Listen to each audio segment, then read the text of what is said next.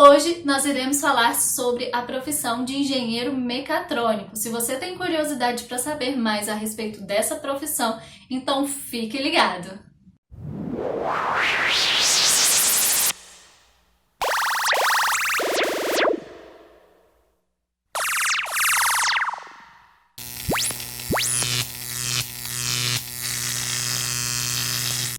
Olá pessoas, eu me chamo Clarice, sou engenheira mecatrônica e vou trazer aqui para vocês a respeito do que se trata essa profissão de engenheiro mecatrônico. Muitas pessoas têm algumas dúvidas e muitas delas são bastante corriqueiras e por isso então eu resolvi gravar esse vídeo para explicar algumas dessas perguntas. Bom, antes de começar, eu gostaria de pedir para você deixar seu like aqui no vídeo, deixa seus comentários se surgirem alguma dúvida ou queiram deixar algo aqui para incrementar no vídeo, pode deixar aqui nos comentários. E se você ainda não é inscrito do canal, se inscreva e compartilhe esse vídeo para mais pessoas, para que as pessoas possam entender um pouco mais a respeito da engenharia mecatrônica. A primeira pergunta que eu escuto muito é a respeito do que se trata a mecatrônica. Bom, a mecatrônica ela vai ser a junção de outras três engenharias, que é a engenharia elétrica, a engenharia mecânica e a engenharia de computação. Na mecatrônica você vai juntar essas três engenharias para desenvolver um mecanismo de automação ou robótica. Então nós vamos ter ali uma máquina mecânica que vai ser alimentada, vai ser energizada para atuar no que ela for preciso ser atuada através da computação. Então, por isso que a engenharia mecatrônica vai aprender um pouco sobre cada uma dessas três áreas. Como se trata de várias abordagens, então a gente vai ver um pouquinho o básico de cada uma dessas, e para ter uma noção geral e assim desenvolver a automação ou a robótica. A engenharia mecatrônica, ela então vai atuar em automação e robótica. Ela vai ser capaz de dar vida às máquinas, vamos dizer assim. Um termo que é muito usado para falar sobre o engenheiro mecatrônico, normalmente esse termo é usado de forma pejorativa, é que eles falam que o engenheiro mecatrônico ele é como um pato. Ele nada, voa e anda, mas não faz nenhum dos três direito. Eu vejo de outra forma essa analogia com o pato, porque hoje, cada vez mais na indústria 4.0, um profissional que é capaz de fazer um pouquinho de cada coisa, ele é um profissional bom. Então, mesmo que o pato não seja o mais lindo nos voos, ou que não nade como um peixe maravilhoso, ou que ande como uma gazela, o pato ele consegue passar por todo e qualquer obstáculo. Então o pato ele vai conseguir, se tem água que impede ele de chegar ao seu destino final, ele vai conseguir passar. Se for pelo ar, ele consegue ir, e se for por terra, ele consegue ir, ou seja, ele vai chegar no seu destino final. Então esse termo eu gosto de usar, porque apesar de ter sido criado de forma pejorativa para criticar os profissionais de engenharia mecatrônica, ele na verdade realmente descreve a gente. A gente realmente consegue fazer essas três coisas, o básico dessas três coisas, até porque ninguém é perfeito, ninguém consegue ser especialista em tudo. Então a gente consegue lidar com essas três coisas para chegar num objetivo final, para a gente chegar no alvo, que é o mais importante. É igual nas startups fala de MVP, o importante é resolver o problema, o importante é resolver a questão ali, e o engenheiro mecatrônico não vai ter dificuldade. Ele pode ir pela mecânica, ele pode ir pela eletrônica, ele pode ir pela computação, ele não fica preso apenas em uma forma de resolver problema, ele tem várias possibilidades para resolver um problema. E aí eu acho que isso é uma das maiores vantagens, uma das maiores características do engenheiro mecatrônico, é essa capacidade de ser pato. Outra pergunta que eu escuto bastante é a respeito de qual a diferença entre engenharia mecatrônica e a engenharia de controle e automação. Você vai encontrar na internet diferenças, se você buscar, você vai ouvir que a engenharia mecatrônica ela puxa mais para a eletrônica e a de controle e automação puxa mais para para a parte mecânica, mas na verdade isso não existe. A engenharia de controle e automação e a engenharia mecatrônica são as mesmas engenharias. Só que a diferença é que a mecatrônica é um termo mais popular e é como se fosse o apelido do curso. Engenharia de controle e automação é o que vai ser considerado ali no CREA. Se você chegar no CREA e falar, eu sou engenheiro mecatrônico, eles vão falar que engenharia é essa. Eles não trabalham com a engenharia mecatrônica, para eles só existe a de controle e automação. Então, se você fizer um curso com o nome Engenharia Mecatrônica, com certeza no seu diploma e na hora de fazer seu CREA, vai aparecer como engenheiro de controle e automação. E se você fizer um curso de controle e automação, você pode dizer sem medo de errar que você é um engenheiro mecatrônico. Então, as duas engenharias, os dois termos são para a mesma engenharia.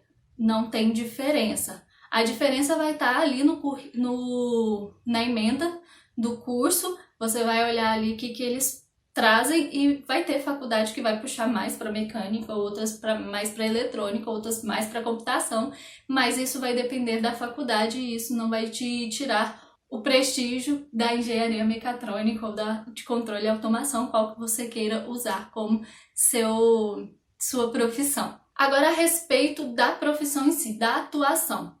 Bom, a engenharia de controle e automação, ela vai trabalhar ali com bastante leque, porque ela vai ver ali a base, a estrutura das outras engenharias, além de mais alguns materiais de engenharias também diferentes. Então, a gente vai ver um pouco de química, física, vai ver eletrônica, computação, programação, essas coisas. E aí, o profissional, ele pode se especializar em um desses ramos, ele pode puxar mais, ele pode resolver que quer trabalhar mais com a parte de computação, mais com a parte de programação, ou ele quer envolver mais na parte de eletrônica também, ele pode puxar para esse lado. E também, além dessa possibilidade, ele também tem a possibilidade de escolher em qual tipo de automação ele vai querer atuar. Hoje em dia, a automação ela tem crescido cada vez mais coisas têm se tornado automáticas, então dá um leque bastante para o engenheiro de controle e automação, o engenheiro mecatrônico. Então ele pode escolher entre a automação industrial, ele pode escolher entre a automação comercial, a automação residencial, ele pode escolher também a automação automobilística, que hoje tem bastante.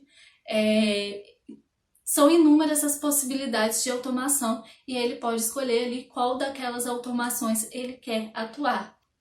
Outra coisa também que o engenheiro pode trabalhar é com robótica, porque a robótica ela vai ser, se você olhar ali a estrutura para a robótica, ela é a mesma estrutura para automação. Inclusive no curso de automação, no curso de engenharia mecatrônica, você vai ter matérias sobre robótica, sobre como funciona a robótica, as leis da robótica, as formas de se criar um robô, um mecanismo robótico. Mas assim, gente, nem tudo é mar de rosas, né?